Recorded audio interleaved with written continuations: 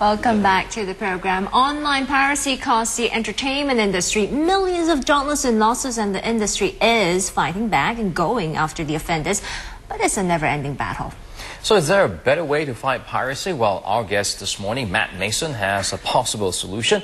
He was once a pirate DJ and is now an author, and he believes the best way for corporations is to adopt the pirates' tactics, match what they have to offer, and beat them at their own game. So should we take his advice seriously? Well, we have the man himself in studio with us, Matt Mason, who's in Singapore as a keynote speaker at the summit, which has been organized as part of the Singapore Biennale. Very good morning to you, Matt. Thanks for joining us. Good morning. Thank you for having me. You're asking industry to do something that's pretty radical. What's the thinking behind your advice to, make use and take advantage of pirates' tactics to beat them at their own game? Well, it's pretty simple. We all know that piracy can be bad and be damaging to businesses. But at the same time, often piracy occurs because something in the market isn't working properly, and there's some demand outside of the legitimate market that's not being met. And in that situation, a really good way to beat pirates at their own game is just to copy them. A good example would be how Apple created iTunes based on the illegal file-sharing websites like Napster. The record labels were trying to get together to compete with the pirates, but because they weren't happy about working together, it didn't really happen. So it created this space for Apple to come in and change the way the music industry worked. That was a really smart strategy, and that's exactly what I'm talking about with the Pirates Dilemma. Now, you just mentioned the book, The Pirates Dilemma. What inspired you to write it? So I grew up in London. I was a pirate radio DJ. There are all these tiny illegal radio stations that exist people set them up in their houses all over London, and they play music unregulated. And it's very interesting because it's illegal, but it is tolerated by British society, by the music industry and the commercial radio industry and the government, even though they pretend it's not really tolerated, because it actually adds value to the business, because there's this unregulated space where new music can grow and new artists can develop. Right. It's like a sort of testing ground, and then the most popular DJs and artists then cross over onto the commercial stations. So it actually adds value to the British music industry. And as a kid growing up, I was fascinated how that worked. And you mentioned that there's a term such as a pirate's dilemma. What exactly is it? Well, I call the problem the pirate's dilemma because we're all capable of being pirates or being pirated. So it's about thinking of yourself as a potential pirate at least. But it is a dilemma because there's not one answer. Piracy is not always a good thing. Right. It's not always a bad thing. It's a double-edged sword. So sometimes it's good to fight pirates if they're adding no value to society. There's no point trying to copy them. But if they are, consumers at some point will get behind them. And at that point, you're going to need to copy the pirates at some stage, because if you don't, one of your legitimate competitors probably will. And you say there's a pirate in all of us. Yeah. Why do you say that?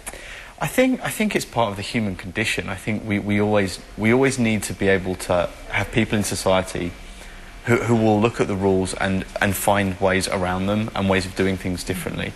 And that's something that's kind of intrinsic in it. So I guess like spotting the loopholes, and when you do, you feel like, oh, I've got a sense of accomplishment kind of thing. And I think piracy is it's the really sharp end of innovation in business. Like people say, entrepreneurs look for gaps in the market. Pirates look for the gaps outside of the market. But do you feel that industries in general are losing losing battle against piracy?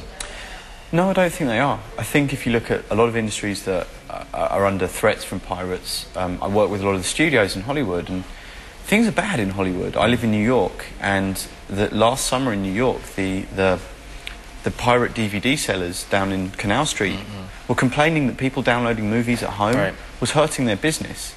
So when you've got the pirate DVD sellers complaining about other pirates, things are bad in that business, right?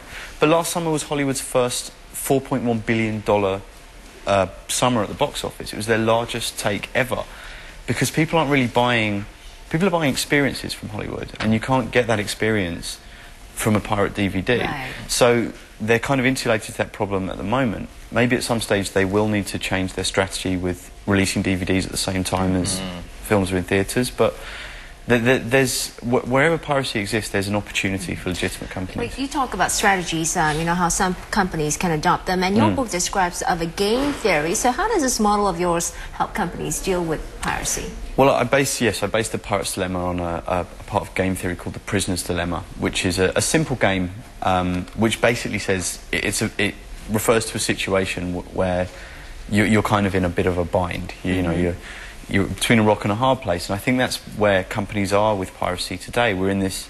Pirates have changed all kinds of industries over the years.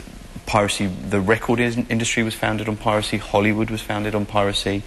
America only industrialized as quickly as it did because it was foreign policy in America in the Industrial Revolution to completely ignore international copyrights and patents. So piracy's been at the birth of so many industries and so many things around the world. The problem now is we have this ultimate copying machine in the internet, and it's in our nature, all of us, to be. That's how we learn to talk. It's how we learn our manners. Right. We like copying things. That's who we are. So this problem of copying and what it means has grown exponentially, and the problem now we're in this period of chaos that I'm trying to sort of turn into a new period of order. and you're here for a regional summit, the HAO Summit for Artists, Curators and Art Managers. What's your main message to your audience? So yeah, I've been working at the HAO Summit over on Sentosa, which has been organised by the Substation, and I've been working with emerging artists, trying to help them understand, you know, sort of going into the next century of content creation. We live in a very different world. The way information flows has changed. It used to be, you know, it was broadcast media like this was the only way people got information, but now we have the internet, we have all these other ways. Interactive media. Right, it's not one-to-many broadcasting, it's many-to-many, it's narrowcasting, it's this different form of communicating. And I think it's important for artists to acknowledge that change in their work. And embrace it, right? Yeah. And apply. Well, thank you so much, Matt, for coming in Thank this you for morning. having me. Matt Mason, author of the book, The Pirate's Dilemma. And if you are keen to know more about the summit, which Matt is involved in, you can always log on to this website. It's at the bottom of the screen, howfellows.wordpress.com. And